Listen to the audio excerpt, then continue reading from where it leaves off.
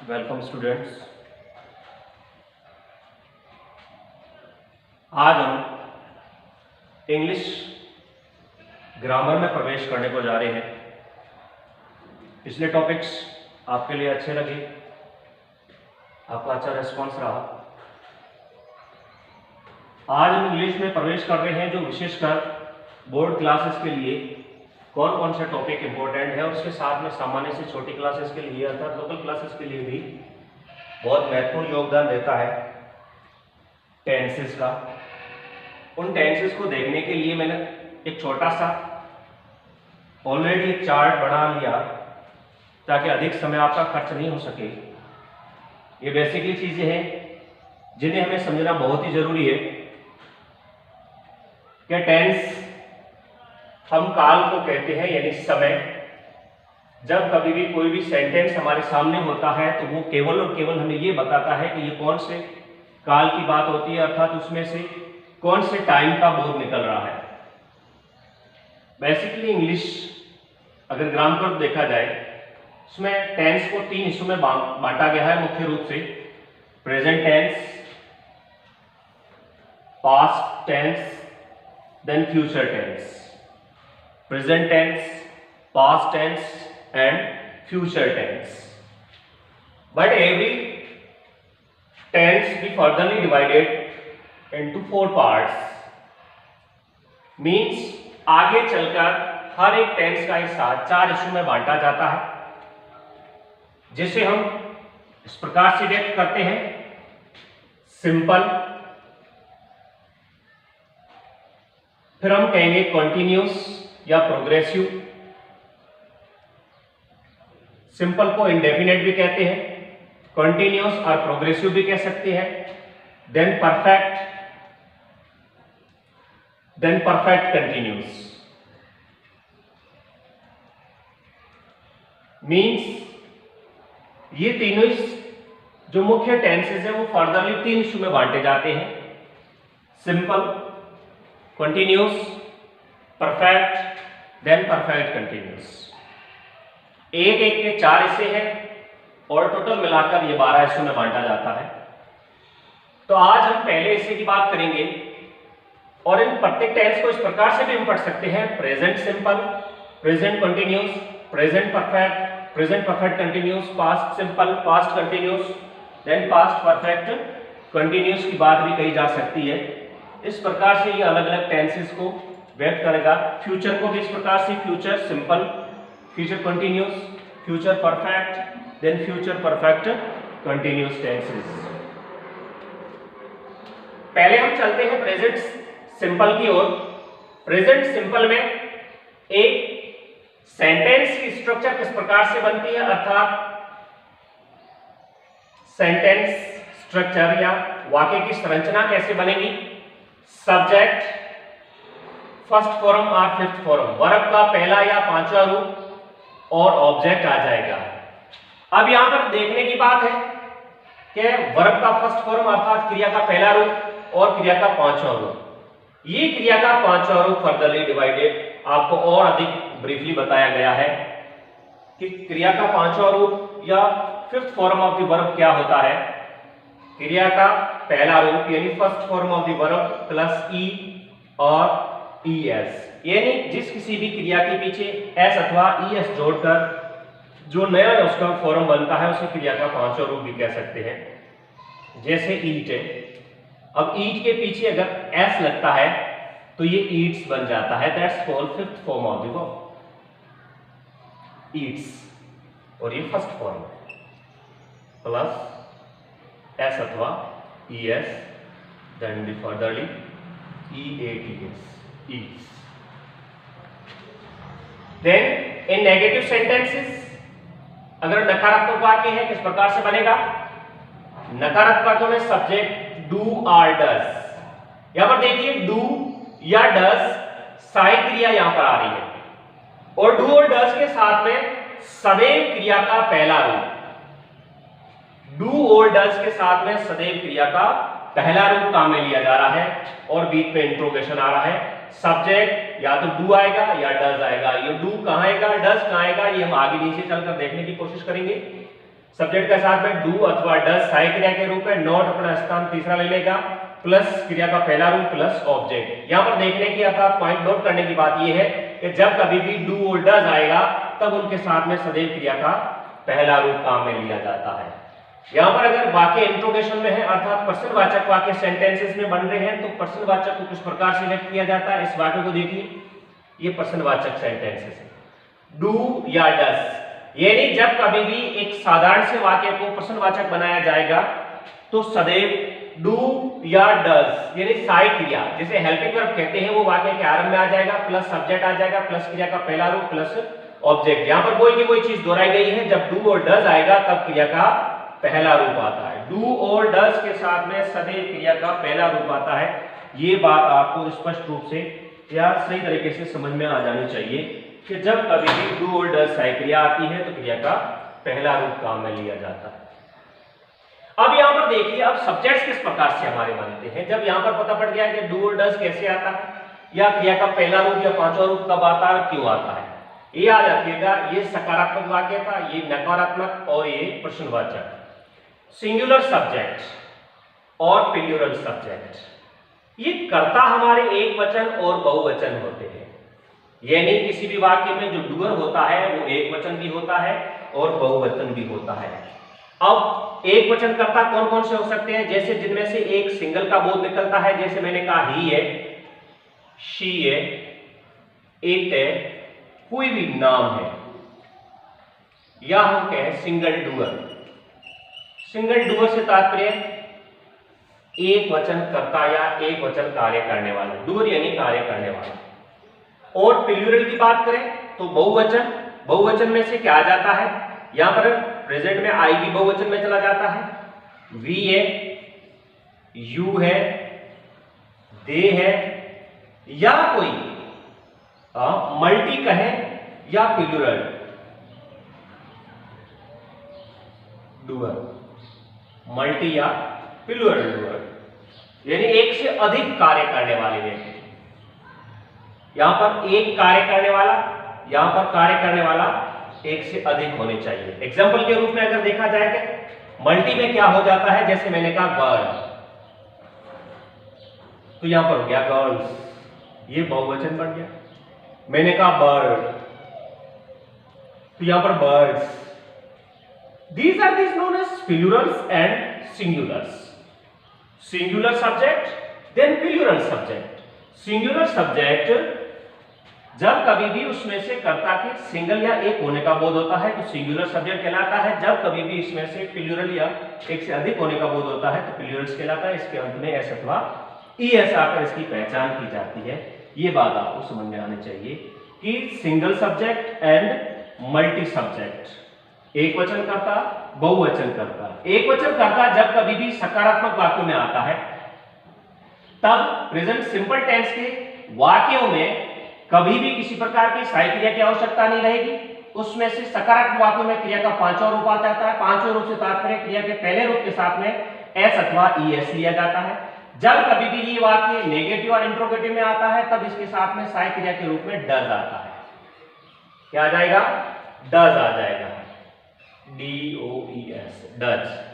और जब प्लूरल होता है हमारा तब उसके साथ में सहायक क्रिया के रूप में डू आता है। डू कब आएगा, जब कभी भी हमारा सेंटेंस, हमारा जो वाक्य होता है वो इंट्रोगेटिव और नेगेटिव होना चाहिए। या तो वो नकारात्मक वाक्य होना चाहिए या कहीं प्रश्नवाचक होना चाहिए, तब हम कह सकते हैं इनके साथ में सदैव डू और डज आ जाता है। और डू और डज के साथ में एक बात गांठ बांध के लिख लीजिएगा कि जब कभी भी प्रेजेंट सिंपल टेंस में डू या डज आता है तब क्रिया का पहला रूप आता है। ये आंखें बंद करके आप दे सकते हो, डू या डज। जब ये हेल्पिंग वर्ब के रूप में डू और डज आता है तब सदैव क्रिया का पहला रूप काम में लिया जाता है। एक बार पुनः इसको अच्छे तरीके से समझ लें कि जब कभी भी डू और डज आता है, डू और डज जब कभी भी आता है तब सदैव मुख्य क्रिया पहले रूप में आएगी, डू और डज सहायक क्रिया के रूप में। ये बात महत्वपूर्ण और नोट करने योग्य है और वेरी इंपोर्टेंट।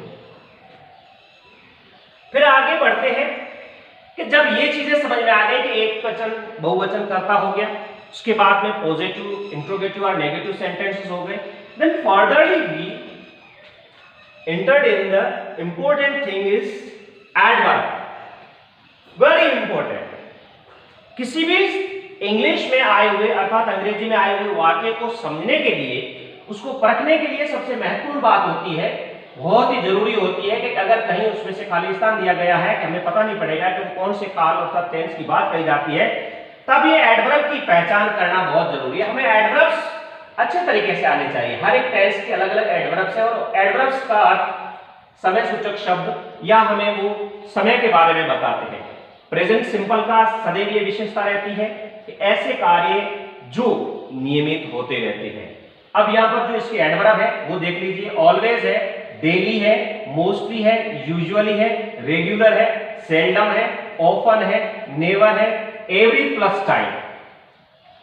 ये कुछ एडवर्ब्स ऐसे हैं जो सिंगल में आते हैं। एवरी प्लस टाइम का अर्थ होता है एवरी के साथ में कोई भी घटना, कोई भी घटक। जैसे मैंने कहा एवरी, एवरी प्लस, अगर एवरी की बात करें तो इस प्रकार से आप इसको देख सकते हो, एवरी प्लस एवरी डे, प्रतिदिन, एवरी वीक, प्रति सप्ताह, every month, every year, every Diwali है, या हम कह सकते हैं कि every Sunday, every morning and so on. Every के साथ में जब कभी भी समय का बोध आएगा तब ये हम कह सकते हैं प्रेजेंट सिंपल की ओर इशारा कर रहा है, प्रेजेंट सिंपल आ जाएगा। फिर हमें उसकी कर्ता के आधार पर। दूसरा इसका एग्जांपल है, अगर ये एडवर्ब यहां पर आ गए, इन एडवर्ब्स के अतिरिक्त क्या हो सकता है, अगर कहीं पर भी कोई फ्यूचर प्लान है, यानी कोई ऐसा कार्य जो निश्चित हो चुका है, निर्धारित हो चुका है और फ्यूचर में आ जाएगा, जिसे हम कह सकते हैं regarding programme and time table. एक निश्चित प्रोग्राम या समय के अनुसार एक हमारी योजनाबद्ध कार्यक्रम है तो वो भी फ्यूचर में चला जाता है। जैसे कि एक एग्जांपल मैंने ले रखा है, they move into their new house next month. It's a fixed programme, ये निश्चित कार्यक्रम है। तो इस प्रकार के जो प्रोग्राम प्लानिंग के आधार पर होता है, पहले से निर्धारित होते हैं, वे फ्यूचर प्लान कहलाते हैं। And all those are fall in the present simple tense. उसके बाद में प्रेजेंट सिंपल टेंस की एक और पहचान हो सकती है, नेचुरल ट्रुथ, यानी प्राकृतिक सत्य। ऐसे सेंटेंसेस जिसमें से प्राकृतिक सत्य का बोध हो। प्राकृतिक सत्य से तात्पर्य, जैसे मैंने कहा वाटर इज कलरलेस, ये प्राकृतिक सत्य है। यहां पर इज आया हुआ है, ये प्रेजेंट सिंपल टेंस के लिए मुख्य वर्ब का काम कर रहा है। वाटर इज कलरलेस, पानी बेरंग होता है। फिर मैंने एक और एग्जांपल लेने की कोशिश की है, एक और एग्जांपल मैं ले रहा हूं।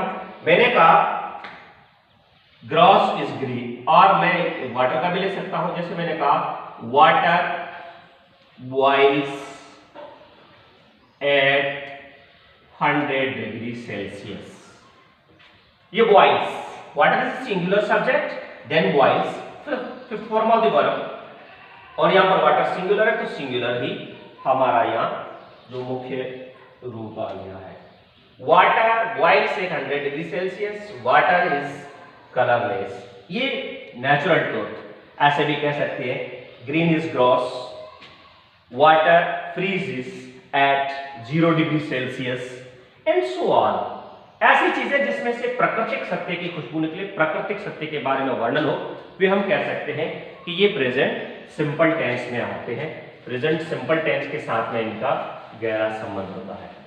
अब नेचुरल ट्रुथ के बाद में हम कह सकते हैं इसमें से और क्या कुछ आ सकता है। नेचुरल ट्रुथ के बाद में थ्योरेटिकल ट्रुथ, सैद्धांतिक सत्य,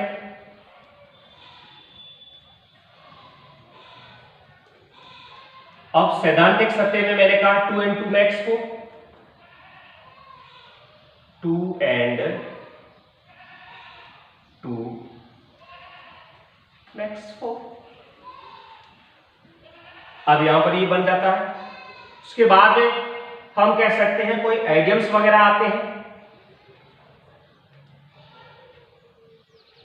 या कोई प्रोवर्ब्स, कहावतें वगैरह,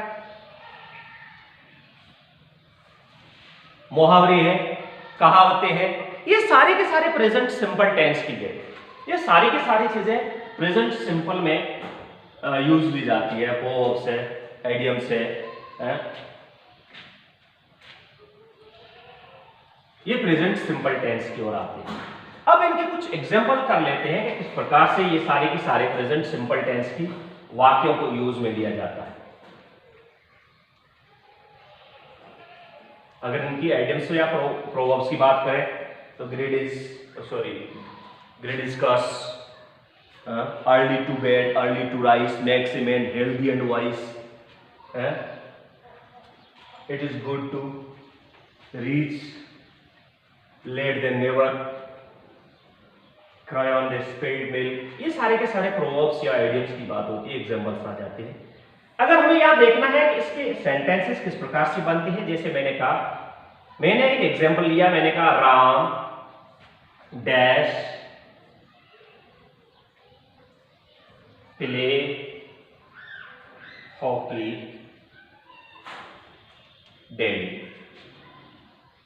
अब इसमें देखने की बात है कि हम सबसे पहले ये देखेंगे हमारा एडवर्ब कौन सा आया हुआ है, इसमें से एडवर्ब हमारा डेली आया है। उसके बाद में हमारा सब्जेक्ट कौन सा है, राम।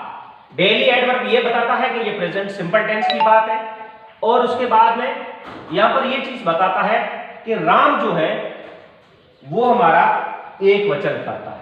राम हमारा एक वचन करता है। अब एक वचन कर्ता के साथ में क्या लिया जाएगा, क्या देखा जाएगा, ये चीज आपको देखनी है।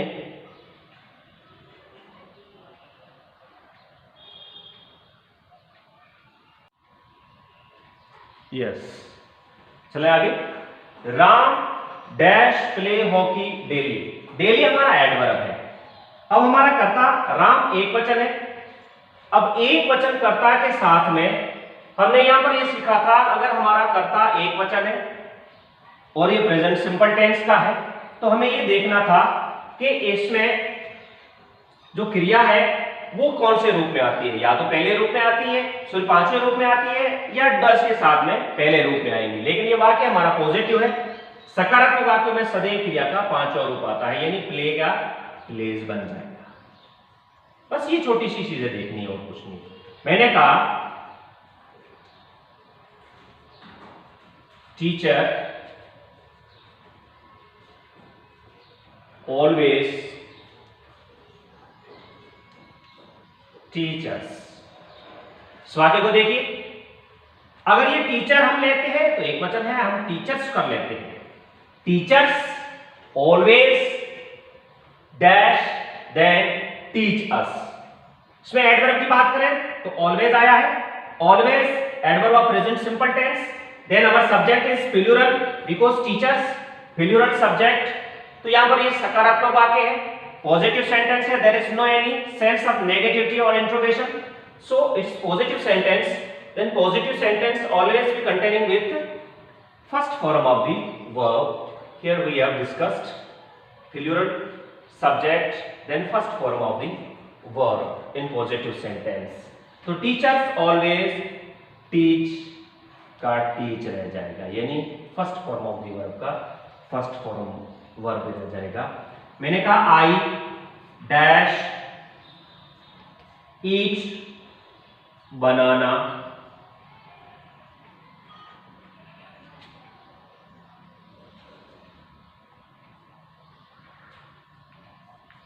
Every day.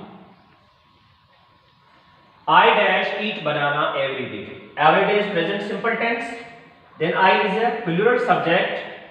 जब बहुवचन हमारा कर्ता आई है, प्रेजेंट सिंपल टेंस की वाक्य है और ये वाक्य पॉजिटिव है, तो आई ईट का आई ईट आ जाएगा।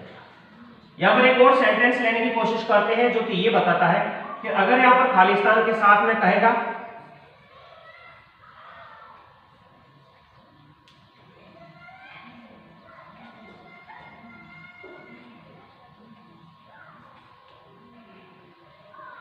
एट होम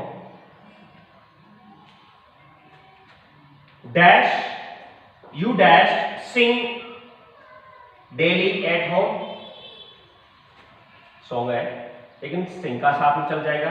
तो हमें ये देखा है कि यहां पर इसके वाक्य के अंत में इंट्रोगेशन आया है, यानी ये सेंटेंस जो हमें वो प्रश्नवाचक बनाए जाने की कोशिश कर रहा है। एडवर्ब हमारा डेली आया है, daily adverb present simple tense का है। अब हमें ये पता पड़ेगा ये यू जो हमारा आया है ये प्लूरल है। अब ये इंट्रोगेटिव सेंटेंस प्लूरल के साथ में जब कभी भी इंट्रोगेटिव सेंटेंस आता है, इंट्रोगेटिव सेंटेंस की ये संरचना होती है डू या does plus subject plus first form of the verb plus object then interrogation. अब यहां पर हमें देखना है कि इसके साथ डू आएगा क्या डज आएगा। यहां पर हमारा जो सब्जेक्ट है वो यू है और यू जो सब्जेक्ट हमारा यहां पर इसमें चला जाता है जो कि ये प्लूरल्स या बहुवचन की बात कर रहा है। तो बहुवचन के साथ में सदैव सहायक क्रिया के रूप में डू आ जाएगा, you then first form of the verb do you sing daily at home, ये सब्जेक्ट है first form of the verb do और डज के साथ में इनका पहला रूप होता है। इस प्रकार के सेंटेंसेस आते हैं। एक और सेंटेंस छोटा सा ले लो। मैंने कहा Ramesh and Mohan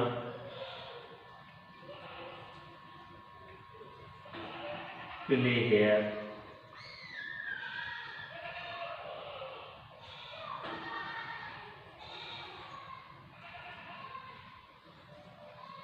every day in morning। यहां पर रमेश एंड मोहन, एक रमेश हो गया दूसरा मोहन हो गया। जब ये एंड के साथ जुड़ा हुआ होता है तो ये प्लूरल सब्जेक्ट बन जाता है। केवल रमेश होता तो singular subject Ramesh and Mohan, and के साथ में जोड़ते ये प्लूरल्स बन जाता है तो ये बहुवचन बन जाएगा। एवरीडे हमारा प्रेजेंट सिंपल टेंस की ओर इशारा करता है।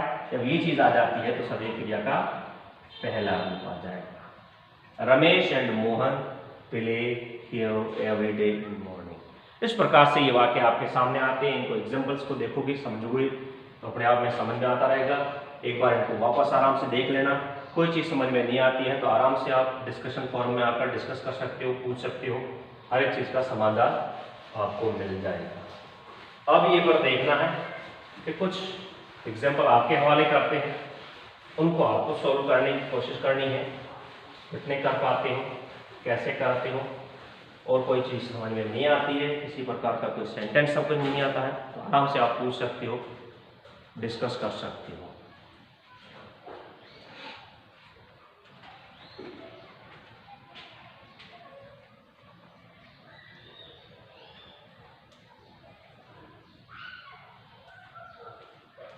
Semester dash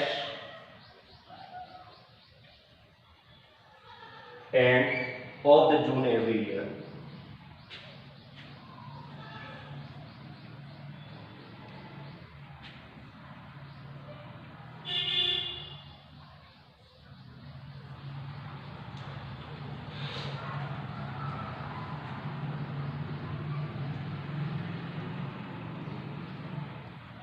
Not finish। ये पहला सेंटेंस है, इसको आराम से आप देखोगे तो समझ में आ जाएगा कि क्या कहने की कोशिश कर रहा है।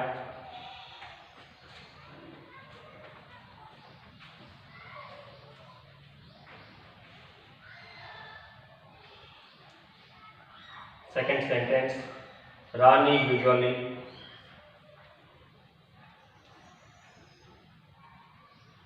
Call her mother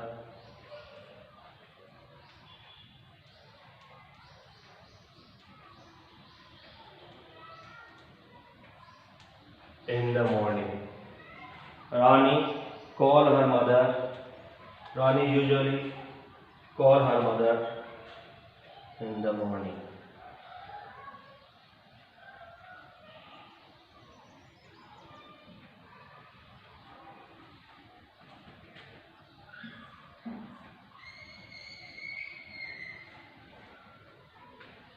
dash dash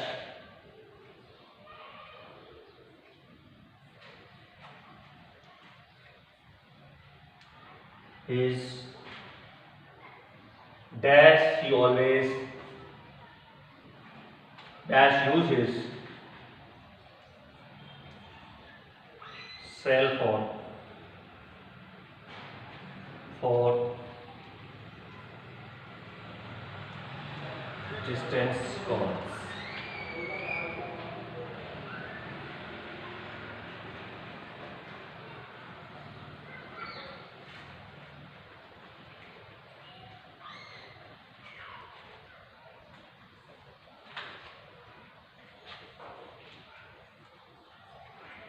Birds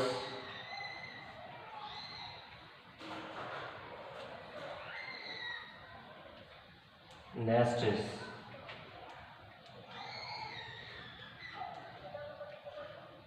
in the trees. Birds nests in the trees.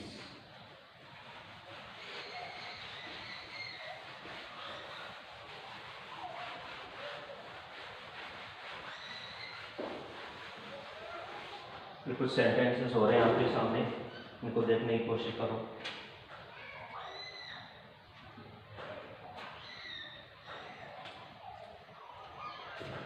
Fifth number,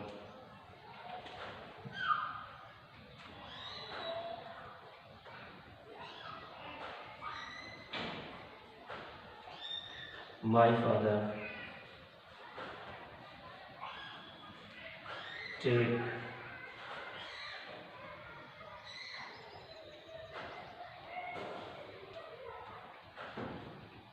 light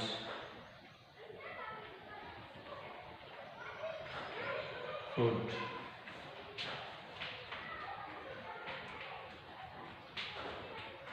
dinner।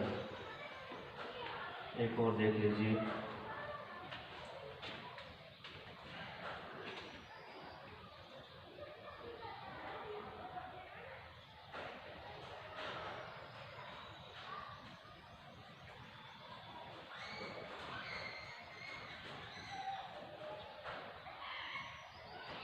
water dash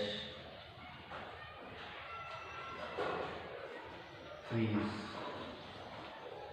at 0 degree Celsius. कुछ एग्जाम्पल है, इनको देखने की कोशिश करें। The semester dash end of the June every year. Khalistan के हिसाब से हमने दे रखा है।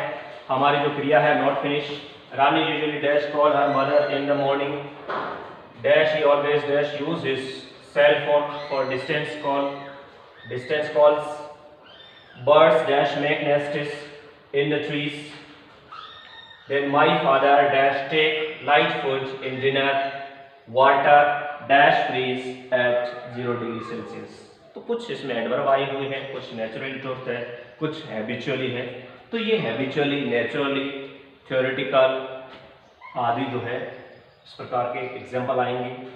इसकी तैयारी करो, सॉल्व करो। नहीं समझ में आ रहा है, निसंदेह डिस्कशन फोरम में आकर आप बात कर सकते हो।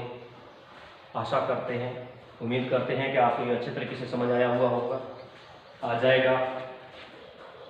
अगले लेक्चर में, अगले लेसन में हम कुछ और आगे बढ़ेंगे और टेंसेस की बात करेंगे। तब तक नमस्कार।